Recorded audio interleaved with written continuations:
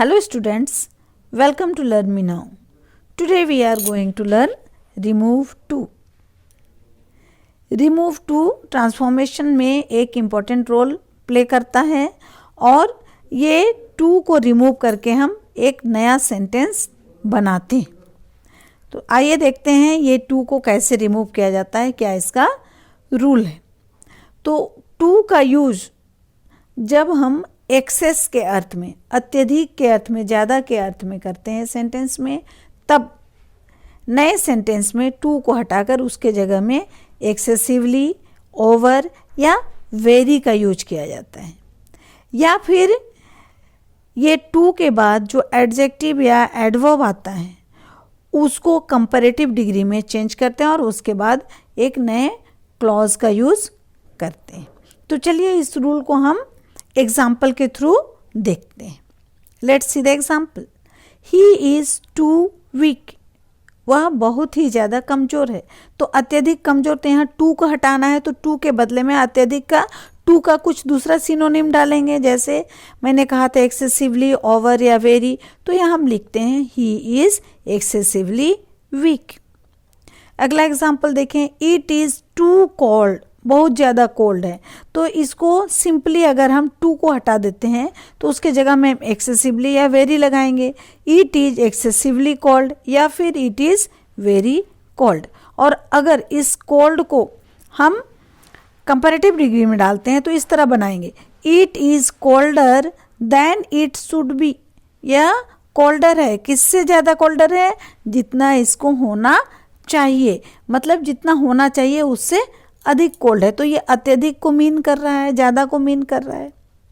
अब इसी को अगर हम पास्ट टेंस में करें, इट वॉज टू कोल्ड, तो ये वॉज पास्ट टेंस में है, इसलिए इसका सेंटेंस इस तरह हम बनाएंगे। It was colder than it should have been.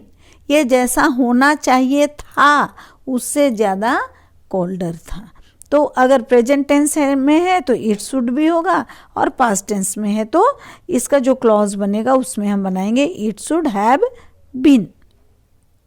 Next example देखें। He is too eager for the result, तो यहाँ टू के जगह में हम ओवर लगा देंगे। He is over eager for the result. He is too weak को हम कंपैरेटिव डिग्री में इस तरह लिखेंगे। He is weaker than he should be. चूंकि यहाँ इज प्रेजेंट टेंस में है तो हम इसको ही शुड बी करेंगे। सी रैन टू स्लोली, यहाँ रैन पास्ट टेंस में है, इसको याद रखना है। तो इसको जब हम चेंज करेंगे तो क्या करेंगे? She ran more slowly than she should have. उसको जितना होना चाहिए उससे ज़्यादा स्लोली चली। या she ran more slowly than it was proper, जितना प्रॉपर था उससे ज़्यादा स्लोली वो चली। अब टू को जब हम ऑल्सो भी के अर्थ में यूज करेंगे तब कैसे करेंगे? तब इस टू के जगह में ऑल्सो का यूज करेंगे। See the example. He is too a writer, वह एक राइटर भी है, तो हम उसे टू को हटा देंगे और क्या लगाएंगे? Also. He is also a writer. Next example. She was too a dancer, तो ये टू हटाएंगे तो वहाँ ऑल्सो लगाएंगे। She was also a dancer. अब जब हम टू को रिजल्ट के अर्थ में, मतलब किसी के प्रतिफल के रूप में, जब परिणाम के रूप में यूज करते हैं तब कैसे हम सेंटेंस बनाएंगे? तब उस वक्त ये जो टू है उस जगह में हम सो लगाएंगे, फिर उसके बाद जो एडवर्ब या एडजेक्टिव है उसको लगाएंगे और फिर उसके बाद जो क्लॉज आएगा उसको हम नेगेटिव बनाएंगे। नेगेटिव क्लॉज वहाँ पर यूज़ किया जाता है। See the example. He is too weak to walk, वह इतना कमज़ोर था कि कमज़ोर है कि चल नहीं सकता है। तो ये जो टू है ये रिजल्ट, किस लिए वो चल नहीं सक रहा है? क्योंकि वो बहुत कमज़ोर है, तो उसके कमज़ोरी का इफ़ेक्ट है कि वो चल नहीं पा रहा है। यहाँ पर रिजल्ट शो कर रहा है, इसीलिए हम लोग टू के जगह में सो लगाएंगे और फिर एडजेक्टिव के बाद दैट लगाएंगे। सो दैट, इसलिए कि। तो he is so weak that, और उसके बाद जो क्लॉज होगा वह हमारा क्या हो जाएगा, नेगेटिव होगा। इसलिए यहाँ ही is so weak that he can not walk, वो चल नहीं सकता है, ये नेगेटिव क्लॉज यहाँ पर लगता है। Next example, she was too poor to buy a new house, वह इतना गरीब था कि वह घर नहीं खरीद सकता था, घर खरीदने के लिए बहुत गरीब था। तो यहाँ पर अगेन हम वही रूल फॉलो करेंगे, she was so poor that, too के बदले में सो के बाद एडजेक्टिव के बाद दैट लगाए, सो दैट रिजल्ट बता रहा है।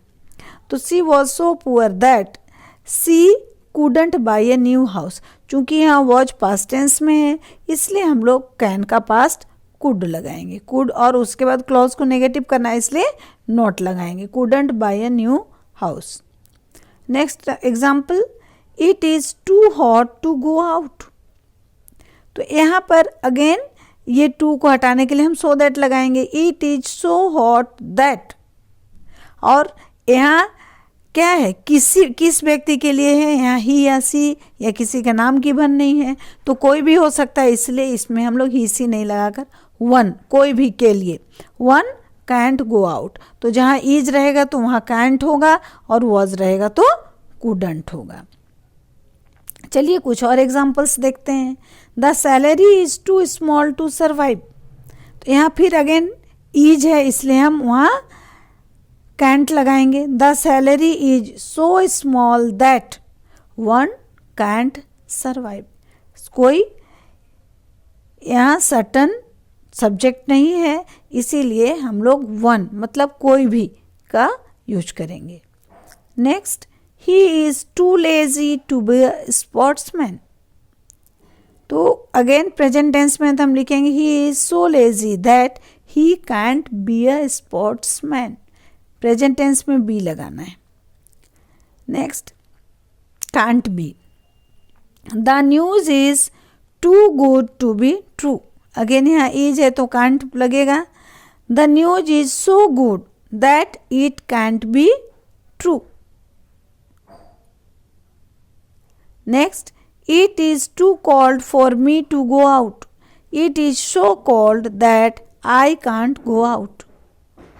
Next, this question is too difficult for students to answer, this question is so difficult that, तो यहाँ एडजेक्टिव के पहले सो लगेगा, एडजेक्टिव के बाद दैट लगेगा, और फिर यहाँ तो स्टूडेंट्स गिवन है इसलिए वही सब्जेक्ट बनेगा that students can't answer it, तो जहाँ इज है वहाँ कांट, जहाँ वॉज है वहाँ कुडंट।